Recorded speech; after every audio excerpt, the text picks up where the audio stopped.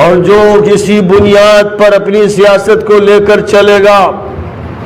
میں نہیں جانتا کہ وہ کون ہے، اگر وہ بندہ اویسی ہو مثلاً، وہ کلمہ پڑھنے والا اور اسلام کی بات کرنے والا ہو، اور وہ اس کو مانتا ہو کہ جو کانسٹیٹیوشن میں لکھا ہے اس کے مطابق اس معاہدے کو ملحوظ رکھتے ہوئے کام کرنا ہے، اور ہندو مسلم سکھ عیسائی سب کو بھائی سمجھتے ہوئے اور سب کے لیے انصاف کی جد و جہد کرتے ہوئے کام کرنا ہے، تو مسلمانوں پر لازم ہے کہ وہ اپنا قائد کسی کلمہ گو کو اختیار کریں۔ مسلمانوں کے لیے حرام ہے، حرام کہ جو کلمہ گو نہ ہو، جس کا ایشور سے، اللہ سے، لاٹ سے تعلق نہ ہو، جس کا سر اس اکیلے کے سامنے نہ جھکتا ہو، اور جو پیغمبر کو نہ مانتا ہو اور اس کے راستے پر نہ چلتا ہو، اس کی قیادت کو قبول کرنا ایسے ہی حرام ہے جیسے سور کا گوشت کھانا حرام ہے۔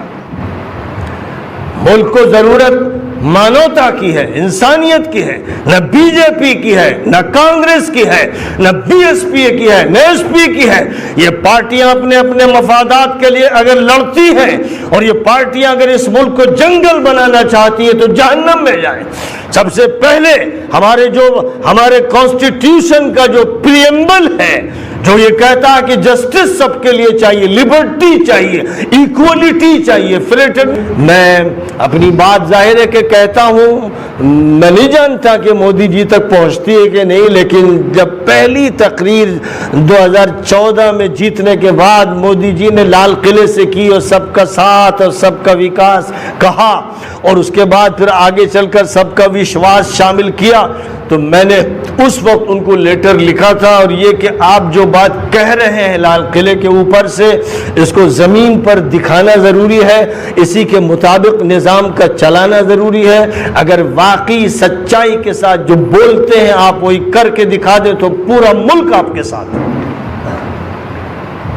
پھر یہی بات میں نے یوگی جی سے کہی جب ان سے ملاقات ہوئی بابری مسجد کے قصے کے بعد کہ مسجد کی زمین کا مسئلہ تھا، میں نے کہا کہ مسجد کی اب زمین جتنی تھی اتنی آپ کو دینا چاہیے، اس کے لیے ملاقات ہوئی تھی، تو وہاں پر بھی یہی ہیومینٹی کی اور انسانیت کی اور مانوتا کی بات ہوئی۔ جب میں نے سیاسی جد و جہد کی،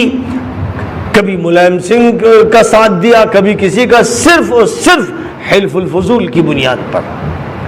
یہاں تک کہ جب ایکتا منچ کے نام سے، اتحاد فرنٹ کے نام سے ایک محاذ بنایا گیا، تو ڈاکٹر عبدالجلیل فریدی صاحب نے جو مینیفیسٹو مسلم مجلس کا تیار کیا تھا، یا یوں کہیے کہ جو فکر اس وقت سیاسی میدان میں پیش کیا گیا تھا، وہی بعینی ہی میں نے ایکتا منچ کے لیے لیا اور اس کو مینیفیسٹو بنایا، اور وہی مینیفیسٹو آج بھی ہے، اور ہمارا یہ محاذ ایکتا منچ آج اس کے ساتھ سینی جڑ گئے ہیں، کشواہا جڑ گئے ہیں، دلت جڑ گئے ہیں، مختلف پارٹیز کے لوگ، مختلف برادریوں کے لوگ جڑ گئے ہیں، اور 40 پارٹیوں کا ایک پروگرام ہمارے یہاں خود دوبگہ میں ہوا تھا، جس میں ایک پریس کانفرنس کی گئی تھی، اور میں نے اس وقت یہی کہا تھا کہ میں آپ کا ساتھ اس بنیاد پر دے رہا ہوں کہ انصاف مطلوب ہے اور ہر ظلم کا مقابلہ کرنا مطلوب ہے، میں انسانیت کے لیے آپ کے ساتھ شریک ہوں، کسی پارٹی میں شامل ہو کر اس سے کوئی مفاد حاصل کرنا نہ الحمدللہ پہلے مقصد تھا، نہ آج مقصد ہے، نہ انشاءاللہ مستقبل میں یہ مقصد رہے گا۔ اور ہم لوگوں نے دعوت دی، کھل کر دعوت دی کہ اکھلیش کو بھی اس سے جڑنا چاہیے، ورنہ ظاہر ہے کہ وہ یادوں کی سیاست اگر کرتے رہیں گے اور مسلمانوں کے کاندھوں پہ بیٹھ کر وہ اپنی دکان چلائیں گے، اپنی حکومت چلائیں گے اور اپنے محل بنائیں گے، تو ظاہر ہے کہ یہ کانسٹیٹیوشن کے خلاف ہے، انسانیت کے خلاف ہے اور مقاصد کے خلاف۔ یہی بات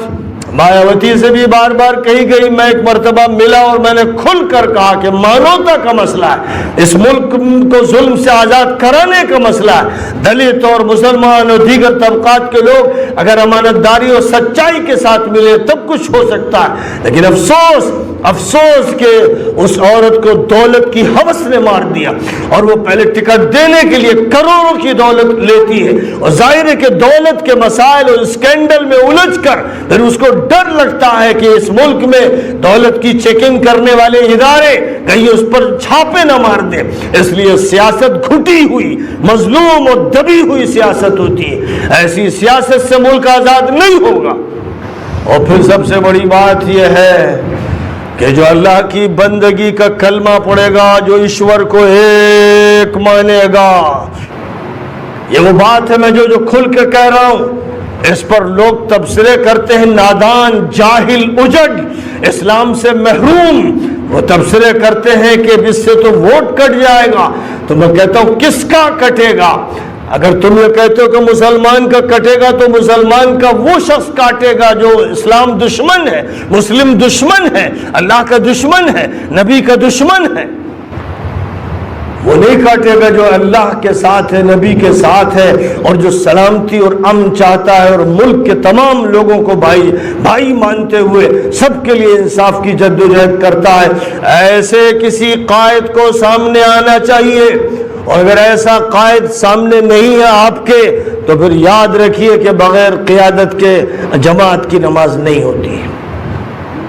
جماعت کی نماز کے لیے کوئی امام چاہیے، اور جس طرح امام اپنی مسجد کا اور اپنی عبادت کا امام کسی اس شخص کو نہیں بنا سکتے جو کفر سے وابستہ ہے، اسی طرح اسلامی سیاست، اور سیاست کو اسلامی ہونا ضروری ہے کیونکہ عبادت جیسے اسلامی ویسے سیاست اسلامی، اس کا امام بھی